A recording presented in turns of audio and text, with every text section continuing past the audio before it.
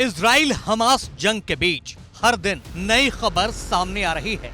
अब इजराइल की मुश्किलें बढ़ती जा रही हैं। पहले ईरान की तरफ से हिजबुल्लाह ने अटैक किया, अब ईरान भी आंखें दिखा रहा है। इस बीच खबर यह है कि दुनिया के 57 मुस्लिम देशों ने इजराइल के खिलाफ बिगुल फूंक दिया है। इस्लामिक सहयोग संगठन यानी OIC ने हमास के राजनीतिक प्रमुख इस्माइल हानिया की हत्या के इजराइल को दोषी ठहराया है। साथ ही OIC ने इजराइल के खिलाफ कार्रवाई करने की कसम खाई है। लेकिन इस बैठक की खास बात यह है कि अब सऊदी अरब ने भी चेतावनी भरे लहजे में इजराइल से कह दिया है कि इस्माइल हानिया की हत्या ईरान की संप्रभुता का उल्लंघन है, इसे किसी भी कीमत पर बर्दाश्त नहीं किया जाएगा। सऊदी अरब के उप विदेश मंत्री वलीद अल खुरैजी ने कहा कि सऊदी अरब राज्यों की संप्रभुता के किसी भी उल्लंघन या किसी भी देश के आंतरिक मामलों में हस्तक्षेप को अस्वीकार करता है। ईरान में इस्माइल हानिया की हत्या पर सऊदी अरब की तरफ से ये किसी भी तरह की पहली टिप्पणी है।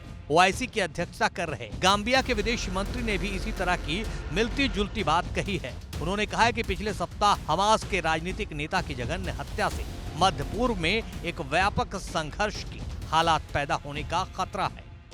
बैठक के बाद जारी एक बयान में कहा गया है कि OIC इस जघन्य हमले के लिए अवैध रूप से कब्जा करने वाली ताकत इजराइल को पूरी तरह से जिम्मेदार मानता है। इसे ईरान की संप्रभुता का उल्लंघन बताया गया है। बैठक में मौजूद एक वरिष्ठ ईरानी अधिकारी ने भी कहा कि इस्लामी गणराज्य को इजराइल से अपनी रक्षा करनी होगी।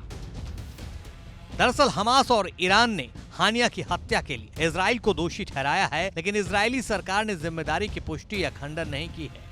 ईरान ने जवाबी कार्रवाई करने का वादा किया है, साथ ही इजराइल को कड़ी सजा देने की धमकी दी है, लेकिन संयुक्त राज्य अमेरिका और अन्य पश्चिमी देश तनाव कम करने का आह्वान कर रहे हैं। इस बीच हमास ने यहिया सिनवार को इस्माइल हानिया का उत्तराधिकारी घोषित किया है। सिनवार ने ही इजराइल पर 7 अक्टूबर 2023 को हमले की योजना बनाई थी, जिसमें 1200 इजरायली मारे गए थे और 254 को बंधक बना लिया गया था।